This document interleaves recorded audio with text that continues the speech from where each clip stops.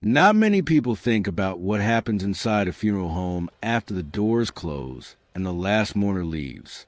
For Rick, the night shift was the hardest part of his job. Long hours in the quiet, the stillness, the occasional noise that didn't belong. But one night, Rick would experience something so terrifying, so inexplicable, that would change the way he saw his job and the dead forever. This is Rick's story, a story that will make you question what happens when the lights go out and the shadows in the corners start to move. Story, The Last Farewell.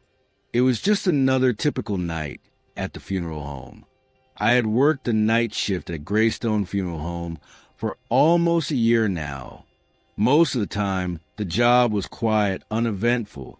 Just me, the embalming room, and the occasional phone call from a family needing information about a funeral service.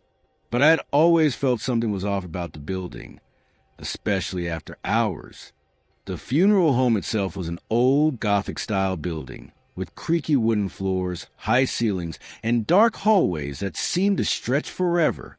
The kind of place where the air feels heavy and the silence is just a little too loud. Most nights, I would sit in the back office, waiting for the occasional visitor or phone call. But on this night, I found myself alone. It was around 2 a.m. when I heard it. A soft, faint tapping, almost like a knock, coming from the hallway outside.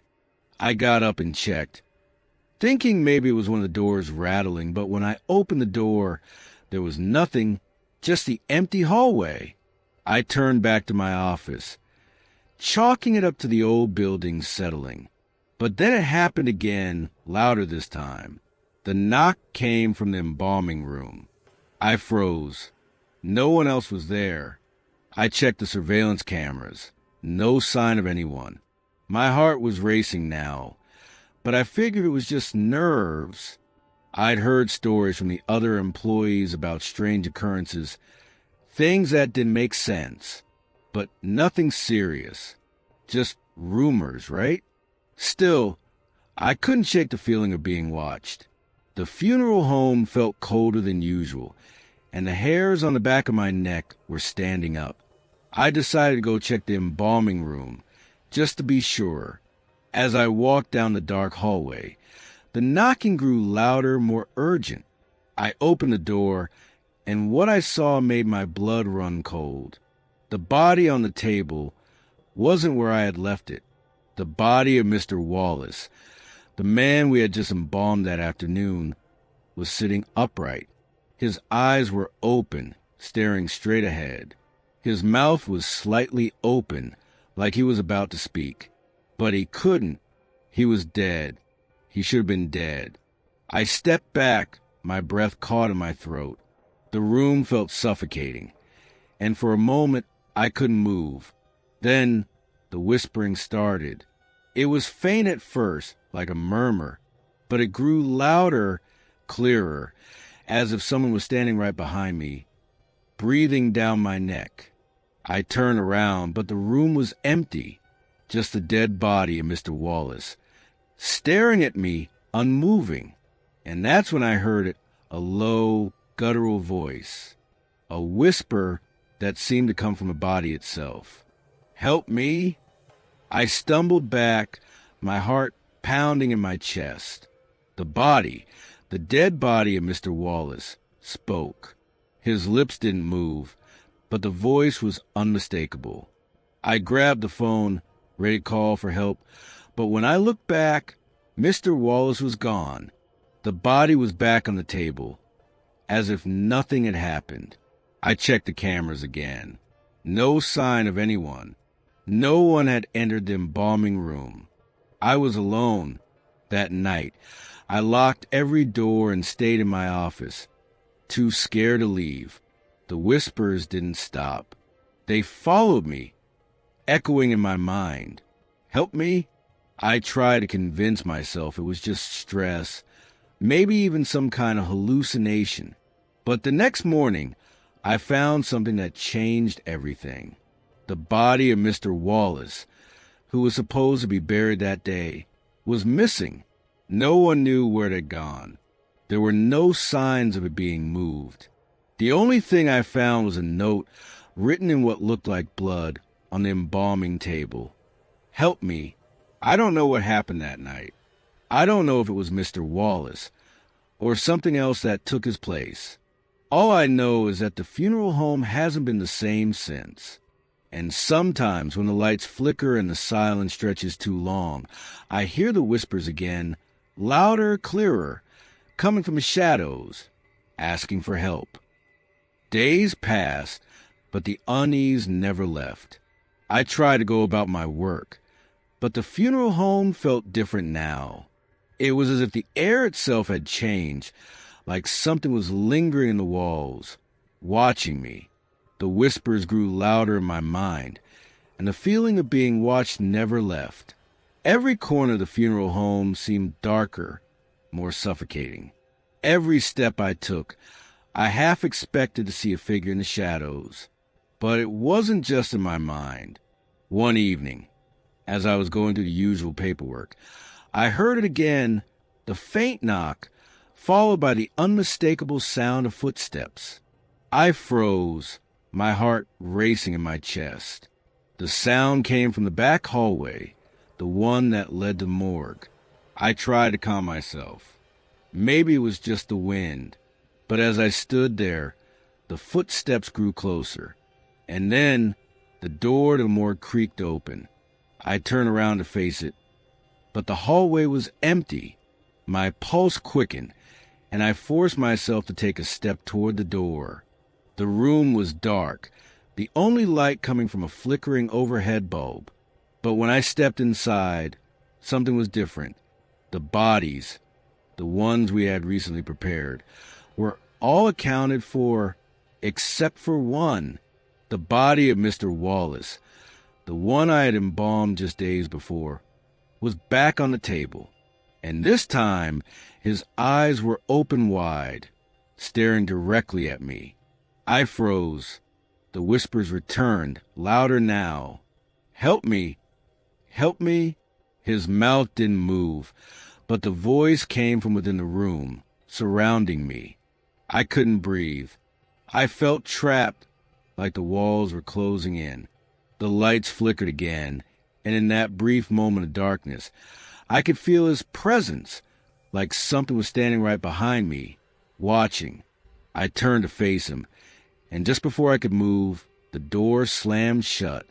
The lights went out completely, and I was plunged into darkness. I heard the whispering again, this time from the shadows. A cold, unearthly chill filled the room, and I felt hands on my shoulders. I spun around, but there was no one there. The cold was suffocating, and the darkness seemed to stretch endlessly. The whispering turned into a low growl, and I could feel something moving in the room, something far darker than any of the bodies that lay around me. Then, just as quickly as it had started, the room fell silent. The lights flickered back on, and everything was still. The coldness was gone. The whispering ceased, and the body of Mr. Wallace was back in its place, still and lifeless once again. I didn't wait around to see what would happen next. I ran. I ran out of the morgue and into the main office, locking the door behind me. My heart was racing, and my hands were shaking as I tried to make sense of what had just happened. I tried to tell myself it was just exhaustion, just my mind playing tricks on me. But I knew it wasn't. I knew something dark and sinister was in that funeral home, something that had been waiting. And the worst part, I knew it wasn't just Mr. Wallace. The funeral home was a place of the dead, but I'm starting to believe that some of them never truly leave. The next day, when I went back to check the records, I found something even more disturbing. The date on the ledger for Mr. Wallace's burial was different from the one I had written down. It was as if someone had changed it, moved it forward by several days. I thought I was losing my mind, but then I checked the cameras. They had been wiped clean. No footage of Mr. Wallace's body moving, no evidence of anything. just the empty rooms. I don't know what's happening.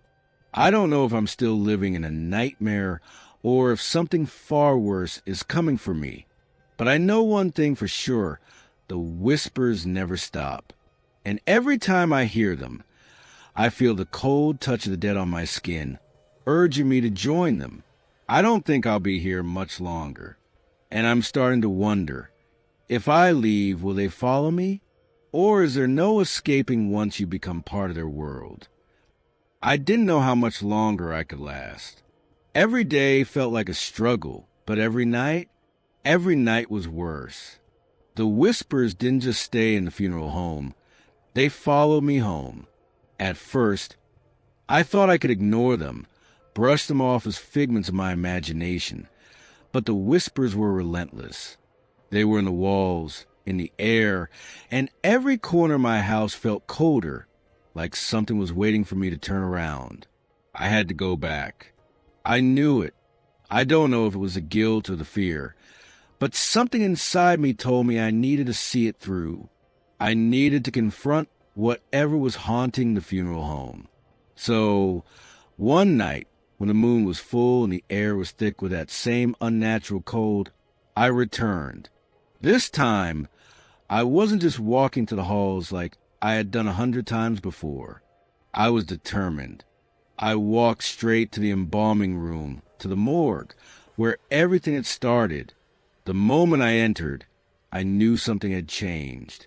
The air was thick with an oppressive stillness, a silence that was so loud, it made my ears ring. I could hear the faint echo of my own heartbeat, but it was drowned out by something far worse. The whispers were there, louder than before, swirling in my head, tugging at my sanity. I stepped inside the embalming room, and that's when I saw it. The table was empty. I froze. I didn't know what to think, what to do. The body of Mr. Wallace, gone. But something wasn't right. The room felt colder, much colder than it should have. I could see my breath misting in the air, even though the temperature was normal. And then I heard it, a soft, rasping breath. It wasn't me. I turned to see the figure standing in the corner of a room, a tall, thin silhouette, half hidden in the shadows. The figure stepped forward, and my heart stopped. It was Mr. Wallace. But he wasn't like before. He wasn't the same man who had died.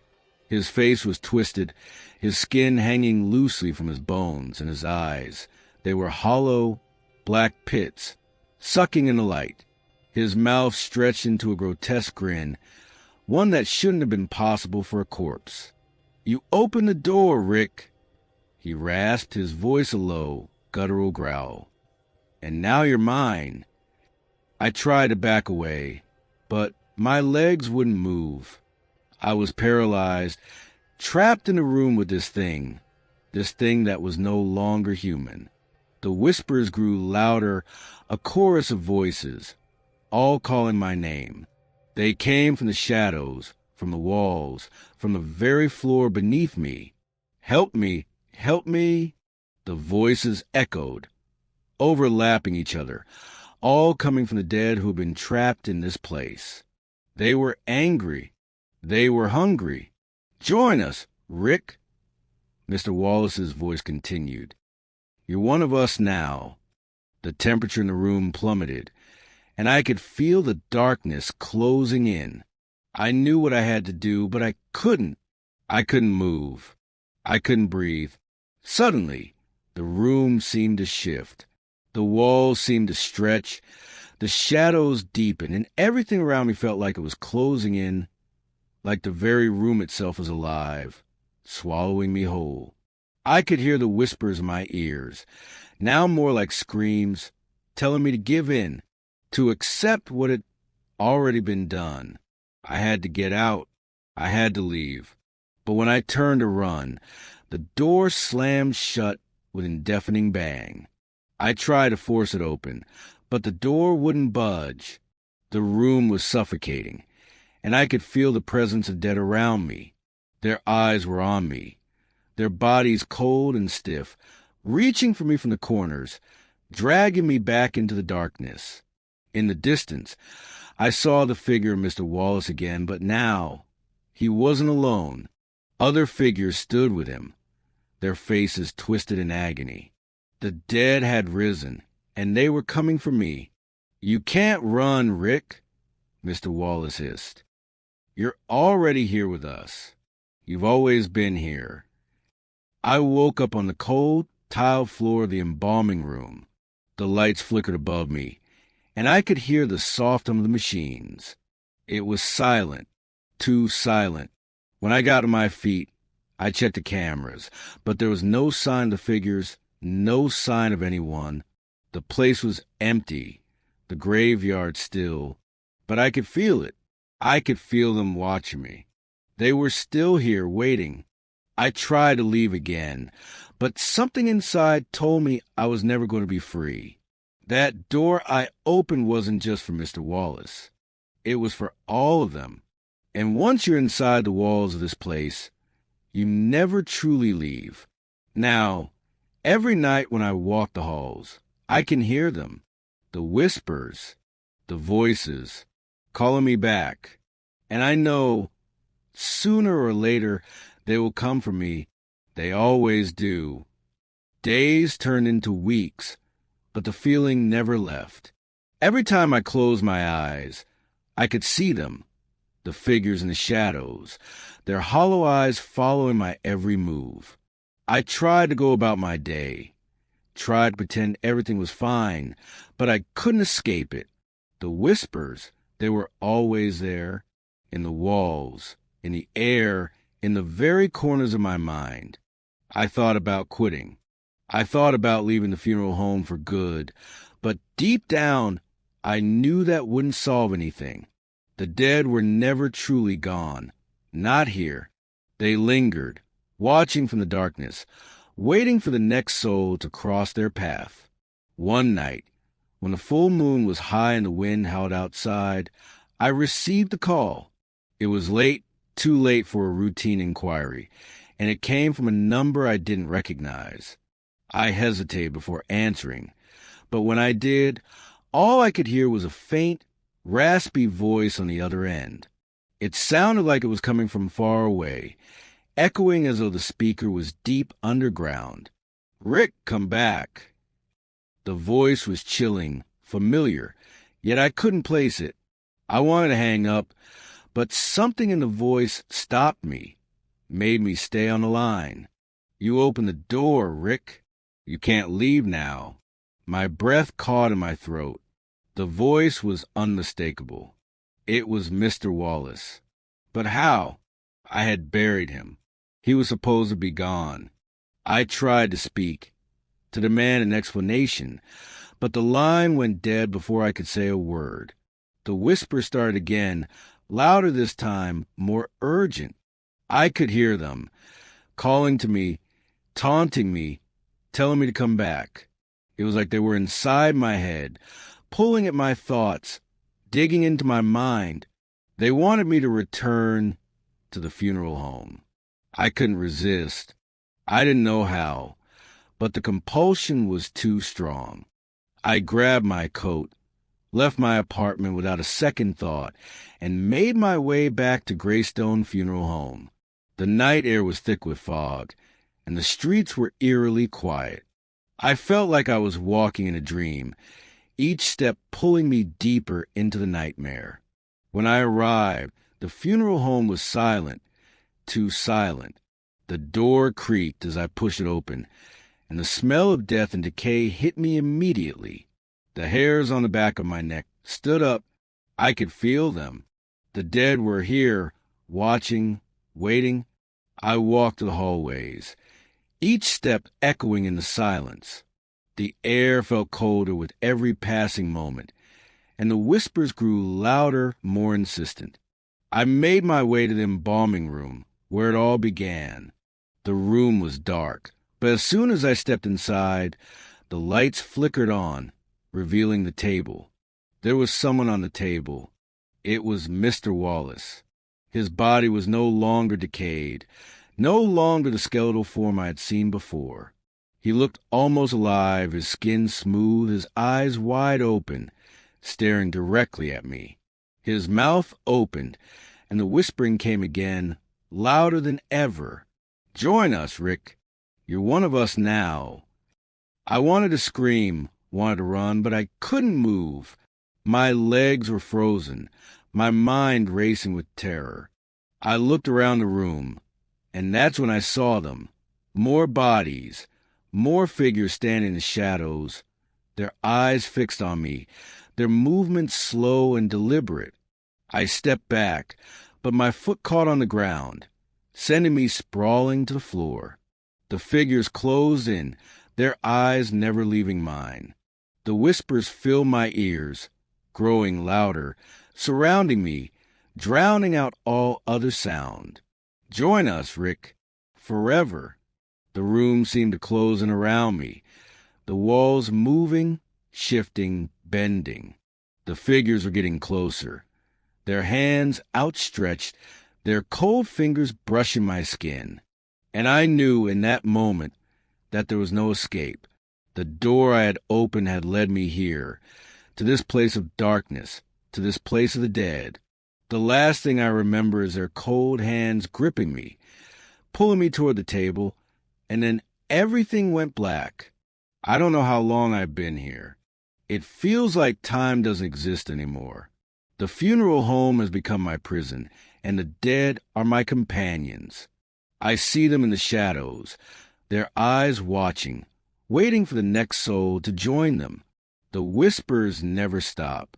They call my name, pulling me deeper into their world, and I know now that I'll never leave. I'll never escape the funeral home, and I'll never escape the dead. They're always here, always waiting. And as I stand here in the darkness, I hear the door creaking open again. A new soul is entering. Another victim, another lost soul to join us. The cycle continues.